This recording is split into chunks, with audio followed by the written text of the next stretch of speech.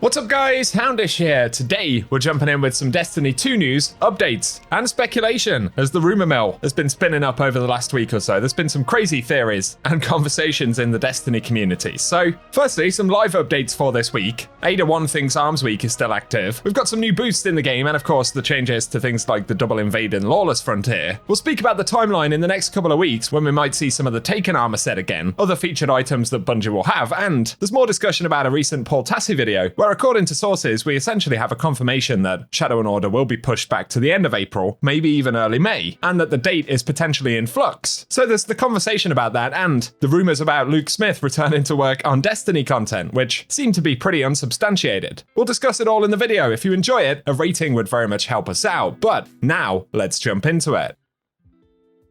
First things first, double invasions are now active this week in the Grandmaster Lawless Frontier jobs. I actually don't mind the idea of this, plus it enables more opportunities to do things like this. After our first invader had jumped in, I had an infinite behemoth, and my buddy Duddits decided to try and jump on top before we went ahead and tracked down an invader, who must have been pretty shocked when they got golden gunned from a player on top of a behemoth. Although to be fair, I got my comeuppance about 10 minutes later when I was supered out of my behemoth. Safe to say the punishment was swift. Give us any impressions you have on the double invasions though, down below. Otherwise, Destiny 2 team have said we're investigating an issue where the Arms Week event home is still active for some players after the weekly reset. Ada 1 is hanging on by a thread, and it's a bit like the Dawning Oven that remained in players' inventories for nearly a month. Although with the quest bugs and things we saw for Arms Week, Bungie have confirmed their plan is to fix it before the next Arms Week. Although, I think they'd actually said that quite a few months back when the same bug occurred, I think in the first Arms Week event.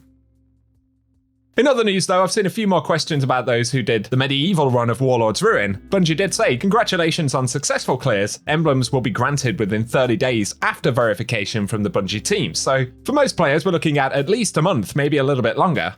And given that Bungie had started selling the Taken armor sets and we've had them every few weeks randomly, it would appear that on the 10th of February, helmets will be for sale, at least according to Gaming Animal's Eververse schedule, which was indeed correct for this first reset after the update we had last week. Then for the class items, we're looking at February 17th. Those are the only two pieces I can currently see in the upcoming schedule. Also on the week of February 17th, it looks like Bungie will release the Year of the Firehorse bundle for Chinese New Year, and that includes the items that you can see on screen. Bungie also tend to give us a free gift of Bright Dust. And it's around this time that Bungie will additionally feature items from Crimson Days again. Obviously it's kind of a Valentine's thing, not a Crimson Days event, but just a throwback in terms of some of the cosmetic things being up in the store once again.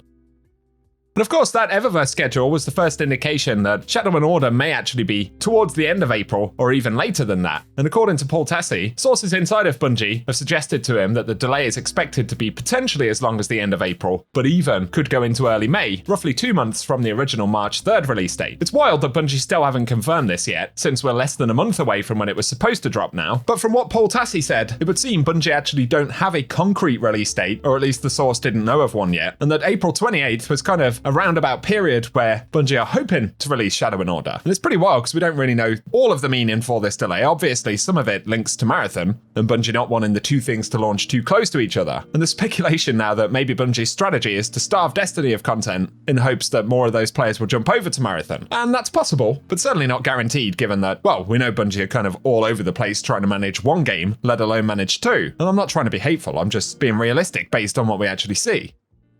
But when folks question the authenticity of this reporting, Paul Tassi said, this is not based on the calendar from Eververse, it's actually alongside it, so a separate source has essentially confirmed the same thing or thereabouts. He also said, you don't name sources, and that's why Paul Tassi's kind of cagey about this stuff, because obviously, according to him, someone has given him this information, but revealing who that is would obviously be fairly foolish. Additionally, Paul Tassi also indicates that the roadmap should be sometime this month, referencing February, which we can only assume probably comes from those sources as well. So while it's all in flux at this precise moment, the suggestion and the rumor is that Bungie will indeed give us a more detailed look at the schedule, potentially the full roadmap before Marathon actually drops. But again, it isn't confirmed. I just hope we hear something soon. And I know it's exhausting all this speculation and rumor stuff, but as we've seen in the past, it's pretty normal that this ends up happening when Bungie don't give us communication. So there's that. Also, in the last week, there's been a ton of speculation that Luke Smith is returning to work on Destiny 2. We actually spoke about this nearly a couple of weeks ago now. But Paul Tassi reports D2 players are desperate for even crumbs of information about the future of the game, and rumours spread like wildfire, and in a 2-week-old Astacross video, he mentioned something he appears to know about someone returning to work on Destiny, mentioning that it's one of the lead designers of the Vault of Glass. And we know that Luke Smith was intimately involved in development of Vault of Glass, and so players assume that Luke Smith was who was actually being referenced, but as Paul Tassi said, this was then extrapolated to the idea that Luke Smith had returned to Bungie after leaving in August 2024, and was coming back to make Destiny 3. But Paul Tassi says none of this is correct, at least in terms of internal indications that Luke Smith is actually returning to Bungie, which Paul Tassi says there are none. But he does say he's in fact speaking about people who were returning to the Destiny team after working on Marathon. And Tassi doesn't name the developer in question, but does say I believe it's someone who worked on Marathon's raid-like final level of the Cryo Archive, and now that Marathon is basically in release lock, the game is essentially finished for launch, some of those high-level devs are returning to the Destiny team, which in itself is a small positive, but yeah, it's not Luke Smith. He goes on to talk about the Destiny 3 rumours as well, and the fact that there are no indications Bungie are in fact making Destiny 3, which I personally agree with. I think, given all the stuff that Bungie currently have going on, it just doesn't feel likely that Destiny 3 is actually a thing happening in the background, especially considering that at Destiny 2's peak, they'd already decided that D3 was too big of a risk to actually start developing. I'm not sure why a decline in player numbers would be a good indication that now is the time to do a Destiny 3. Of course, it's possible Bungie are cooking that up for in many years' time, but certainly not anything we're likely to see in the near future. And a lot of stuff, as we know, hinges on Marathon. So share any thoughts you have about it, but yeah, crazy week for rumours. But as I said, 2 weeks ago, there's no real indication that this is a thing that's happening in terms of Luke Smith coming back or whatever.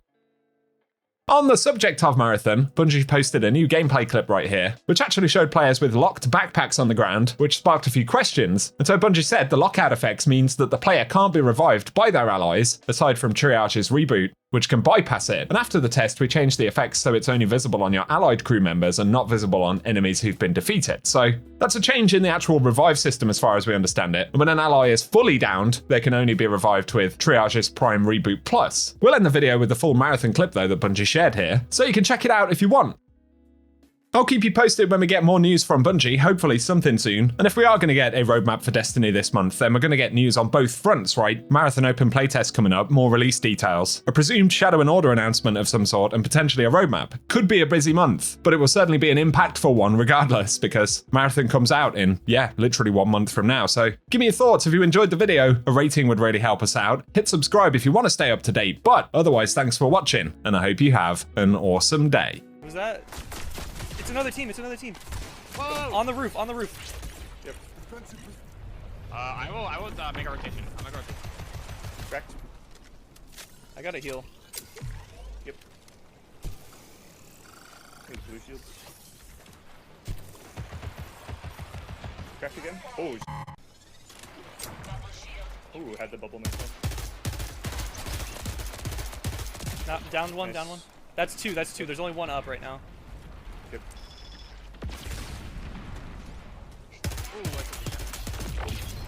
Got one going down. Nice. On my ping, on my One ping, more, on my one ping, more. on my ping. I'm pushing him. Nice. Nice. Yes. Good. Press.